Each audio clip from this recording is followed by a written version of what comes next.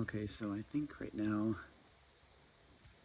I'm in Sofra, Spain, and I want to talk about our physical bodies and breaking down and how we respond to those. Because right now, both my ankles are very swollen and I have all these blisters and open wounds. But it was kind of crazy coming to this cathedral the other day where I came in and I looked at my heels and just been walking most of the day, and I look down, my heels are I'm just bleeding in the middle of a church, and I'm thinking about like, oh Jesus, we kind of went through the same thing, just like very visceral pain. So like how pain relates to our spiritual progress is fascinating, because I know when I'm have um,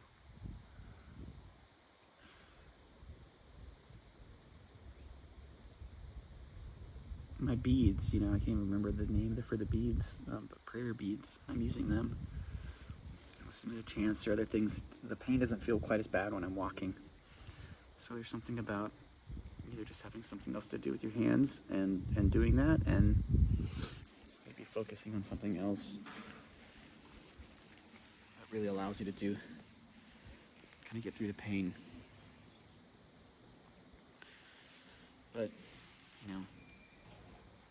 we suffer and our bodies break down, and it's funny. I'm on this Camino trip, and everyone is like 20 or 30 years older than me, and they're all looking at me like with such pity. Like, oh, how are your feet? Oh, I'm limping. And people are trying to give me band-aids, and I have to be like, no.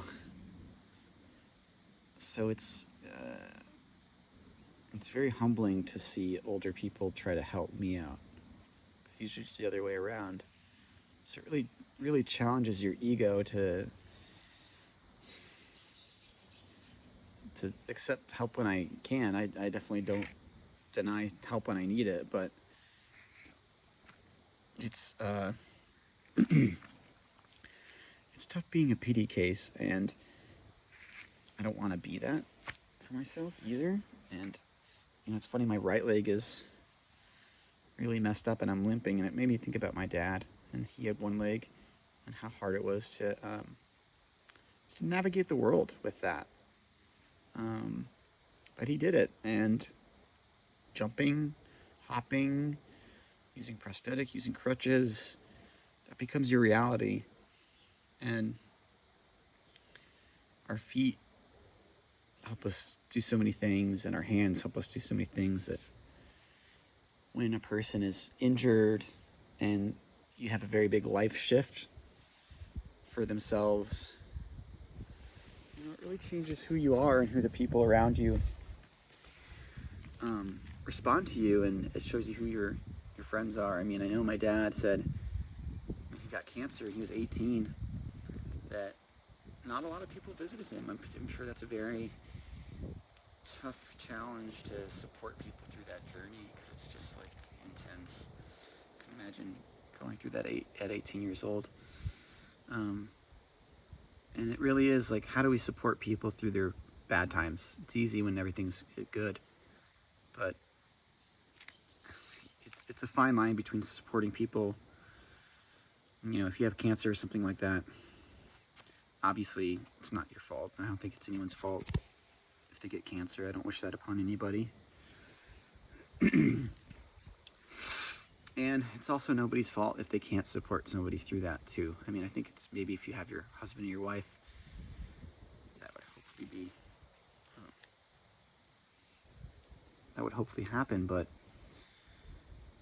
if you're a friend and it's very difficult for you to see your friend, I could see why that would be challenging to show up and see that process through another person, watching them waste away, essentially. So basically, everyone has their own journey, and you can support other people, but you can't really live through their shoes. And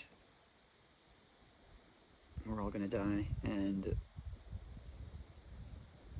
to identify as like I'm on this journey, and it's like on my feet now. Everybody see me and they're like, "How is your feet?" I have to talk about my feet all the time because I'm limping. And it's funny how we identify with these things now. I mean, if I had good shoes, I wouldn't be. I'd be further along the journey, you know. Well, hopefully, I didn't train much, so maybe I'd be in the same position. But I wouldn't be identifying with my injuries.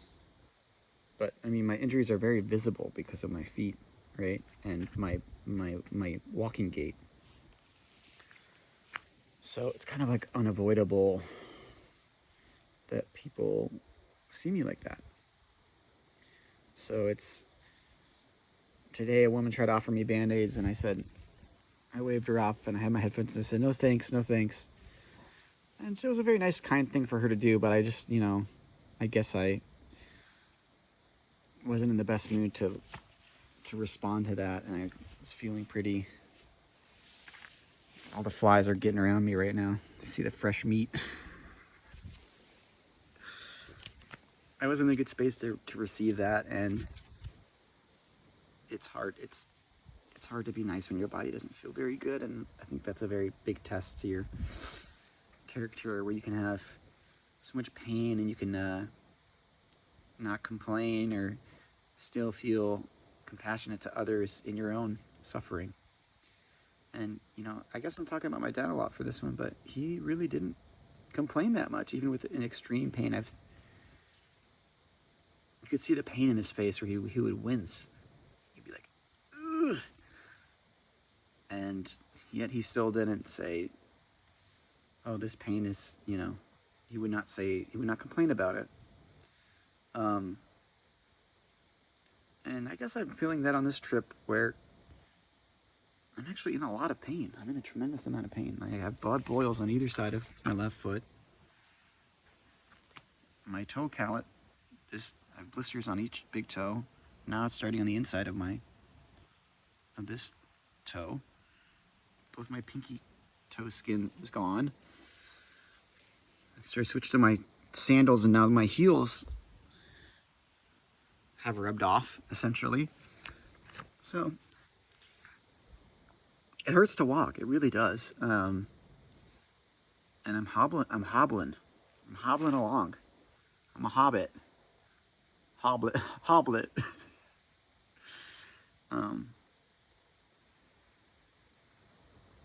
But it's funny coming into a church, and the other day I went into one. I think I already mentioned this, but they had mass, and I sat down. I was like, "Wow, this feels really good to sit down finally." And they're like, "Everybody rise," and I was like, "Oh man, this hurts." I had to go get food at that point, so I left the mass to get food. But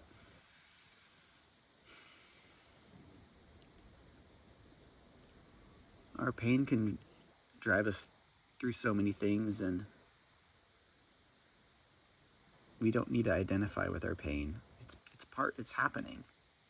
But we don't have to define ourselves by pain.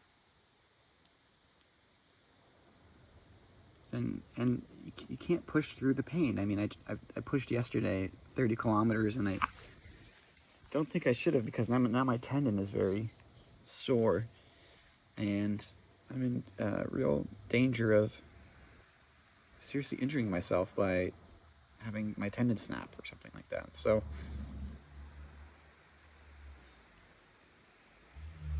don't have too much wisdom today, aside from be good to your bodies. And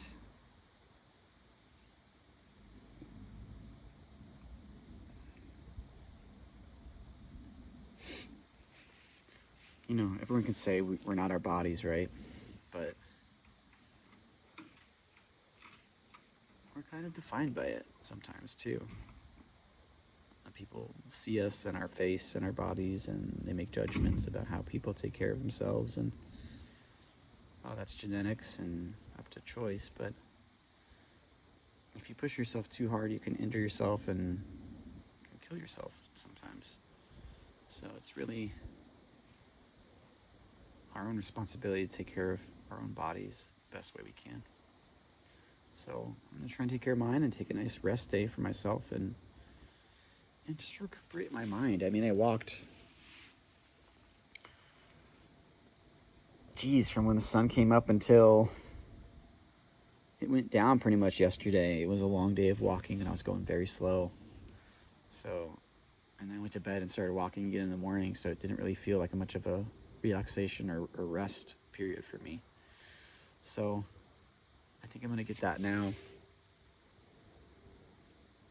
and kind of reset myself into something better. And yeah, still feel grateful I'm on the Camino. I feel today that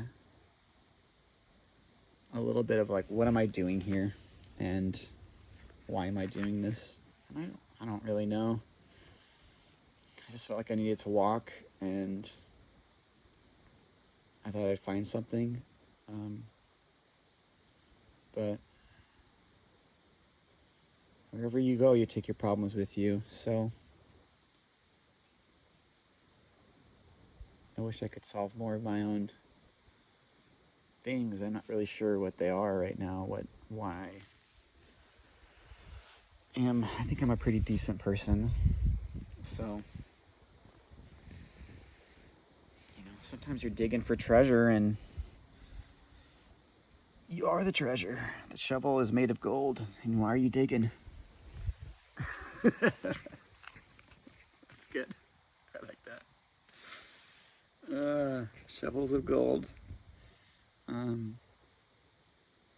Yeah, maybe that's a good way to end it. Buen camino. Hasta la vista. Mwah.